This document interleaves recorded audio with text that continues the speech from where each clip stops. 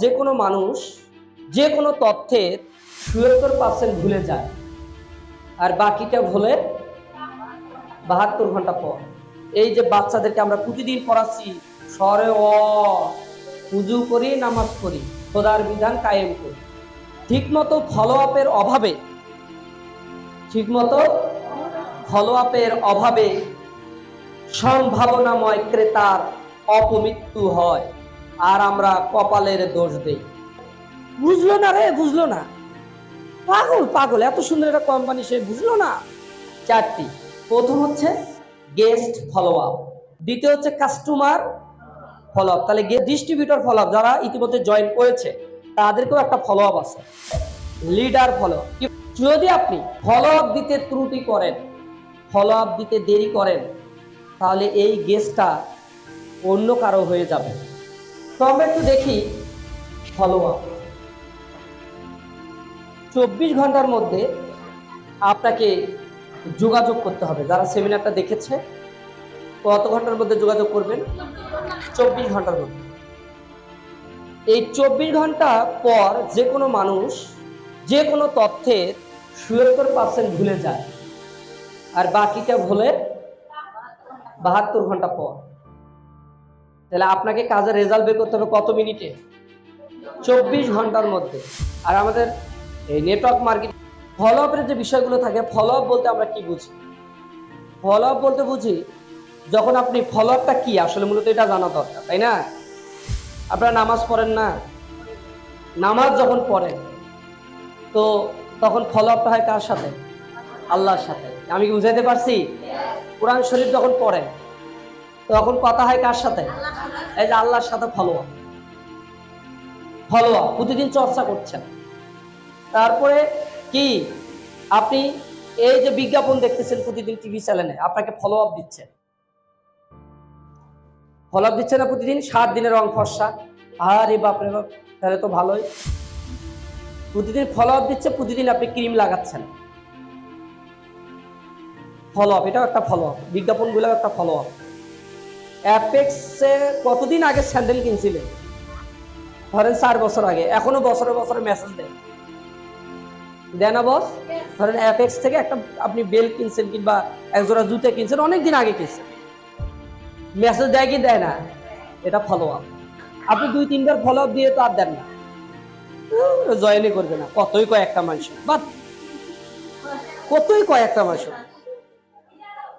হতাশ হবেন না, লেগে থাকবেন তার পিছনে যতক্ষণ পর্যন্ত সে জয়েন না করবে। হাল ছেড়ে দিবেন না। ও শুধু রাগও করবেন না, বিরক্তও হবেন না, আপনি শুধু লেগে থাকেন, ও আসবে একদিন না একদিন। তারপরে আমরা মোবাইলে অনেক সময় কথা বলি অনেকের সাথে, তাই না? এটাও একটা ফলো আপ।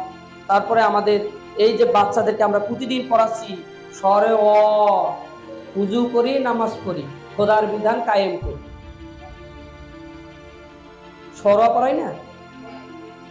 সরে আজান হয়েছে, মসজিদে চল। এগুলো হলো ফলো আপ। এগুলো কি? এগুলো সবই ফলো আপ। এখন অনেক সময় অনেক গেস্ট সেমিনার দেখে, বাসায় চলে যায়, বা এখানে কথা বললেন জয়েন করলো না, বাসায় চলে গেছে, কে বা কারা এমন নেগেটিভ কথা বলছে। তো আপনি গেছেন, ও জয়েন করার কথা ছিল, তা আপনি গেছেন লিস্ট করার জন্য বা টাকা আনার জন্য। ও বলছেন না আমি তো জয়েন করবো না। কেন? না, টাকাগুলো ছিল নষ্ট হয়ে গেছে। তার মানে বুঝতে হবে তাকে কেউ না কেউ নেগেটিভ করে দিচ্ছে, তাকে কি করছে? নেগেটিভ করে দিচ্ছে। এখন আপনি কি ফুক দিতে যাবেন, উল্টে আরো আপনাকে সে ফুক দিচ্ছে, বুঝতে পারছেন? আর আপনি আপলাইন ফোন দিচ্ছে, আর ফোন রিসিভ করতেছেন না, আপনি হতাশ হয়ে গেছেন।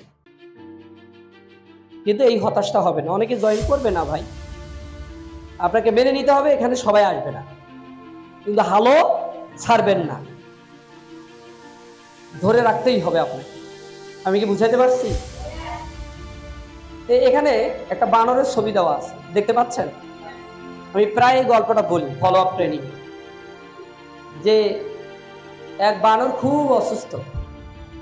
তো বানরের মালিক ডাক্তারের কাছে গেছে, বানর ডাক্তারের কাছে গিয়ে বলতেছে, ডাক্তার সাহেব দেখেন তো আমার বানরটা কিছুদিন ধরে কিছু খাচ্ছে না, সমস্যাটা কি হয়েছে? তখন বানর ডাক্তার বানরকে দেখে কিছু ঔষধ লিখে দিল, যে ঔষধগুলো তুমি খাওয়াও। তো ঔষধ নিয়ে যাওয়া হলো, বানরকে দেওয়া হয়, কিন্তু বানর ঔষধ খায় না, ট্যাবলেট খায় না। ওই ব্যক্তিটা আবার আসছে ডাক্তারের কাছে, এসে বলতেছে যে ডাক্তার সাহেব আপনি তো ট্যাবলেট লিখে দিলেন, বানর তো ট্যাবলেট খায় না, তাই এখন কি করা যায়? তা বলতেছে একটা কাজ করেন, একটা এই যে পাইপটা দিলাম, এত বড় একটা পাইপ দিয়েছে, পাইপটা নিয়ে যান, বানরের মুখে পাইপটা দেন, আর ট্যাবলেটটা পাইপের ভিতরে ঢুকে দিবে, দিয়ে ফু দিবে, তাহলে বানরের মুখে যাবে আর বানর গিলে খাবে, সমস্যা নেই। একটু পর আবার আসছে, ভাই আবার আসছেন মানে? ডাক্তার সাহেব ঘটনা তো ঘুরে গেছে। কেন কি?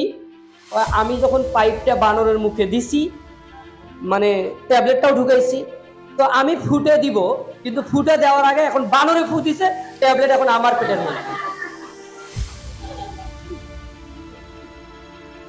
ট্যাবলেট কার পেটের মধ্যে? তাই এইরকম আমরা ফলো আপের সময় যখন ফলো আপ দিতে যাই, গেস্ট এমন কিছু কথা বলে, এগুলা শুনে যে উল্টা আমরা কি ফু দিব, উল্টা গেস্টরা এমন ফু দেয় যে ট্যাবলেট আমাদের পেটের মধ্যে ঢোকে, আমরা উল্টো নেগেটিভ হই। আসলে এটা করা যাবে না, আমাদেরকে সবসময় ওই যে 100-100 থাকতে হবে, নাকি 5% নামবেন, নামা যাবে না। এখন দেখি ফলো আপ হচ্ছে 4টি। ফলো আপ কয়টি? 4টি। প্রথম হচ্ছে গেস্ট ফলো আপ। কি follow up? Guest follow up. দ্বিতীয় হচ্ছে কাস্টমার ফলো আপ। তাহলে গেস্টকে কিভাবে ফলো আপ দিতে হবে এটা আমাদেরকে শিখতে হবে। যারা জয়েন করেছে, কাস্টমার যারা জয়েন করে নাই কিন্তু পণ্য কেনে, কি হয় না এমন? পণ্য কেনাকাটা করে, জয়েন করে নাই, এদেরকে কিভাবে ফলো আপ দিতে হবে। আর এটা হচ্ছে ডিস্ট্রিবিউটর ফলো আপ, যারা ইতিমধ্যে জয়েন করেছে তাদেরকেও একটা ফলো আপ আছে। তো যেহেতু সবকিছু তো আজকে আলোচনা করা সম্ভব নয়, আর একটা ফলো আপ হচ্ছে লিডার ফলো। কি follow up? Leader follow up. যেমন আমাদের পল্লব সাহেব আছে, লিখন সাহেব আছে, মাহমুদুল্লাহ সাহেব আছে, শ্রী মৃত্যুঞ্জয় অধিকারী, তাদেরকে কিন্তু আমাকে ফলো আপ দিতে হয়, তাহলে এটাকে বলা হয় লিডার ফলো আপ। কি ফলো আপ? লিডার। লিডারেরা কাকে দিবে? ডিস্ট্রিবিউটরকে ফলো আপ দিবে। ডিস্ট্রিবিউটর কাকে ফলো আপ দিবে? কাস্টমারকে ফলো আপ দিবে। ভাই আমরা কি আছি? এইভাবে কিন্তু চলে। তো আজকে আমরা 4টি ফলো আপের মধ্যে আমরা আজকে একটা ফলো আপ শিখবো, সেটা হচ্ছে গেস্ট ফলো আপ। কি follow up? Guest follow up. কিভাবে গেস্টকে ফলো আপ করতে হয়। তো একটু আসুন আমরা দেখি, ঠিকমতো ফলো আপের অভাবে, সম্ভাবনাময় ক্রেতার অপমৃত্যু হয়, আর আমরা কপালের দোষ দেই। কিসের দোষ দেই? মানে ফলো আপের অভাবে গেস্ট জয়েন করেন, আর আপনি দিচ্ছেন আর কপালটাই আমার খারাপ, জয়েন করলো না। ইস, কেউ কেউ এমন আছে, বুঝলো না রে, বুঝলো না, পাগল, এত সুন্দর একটা কোম্পানি, সে বুঝলো না। আসলে উনি বুঝে নাই, আপনি বুঝাইতে পারেন নাই, এটা আপনার ব্যর্থতা। ঠিক আছে? এটাই হলো বাস্তবতা। তো যদি আপনি ফলো আপ দিতে ত্রুটি করেন, ফলো আপ দিতে দেরি করেন, তাহলে এই গেস্টটা অন্য কারো হয়ে যাবে।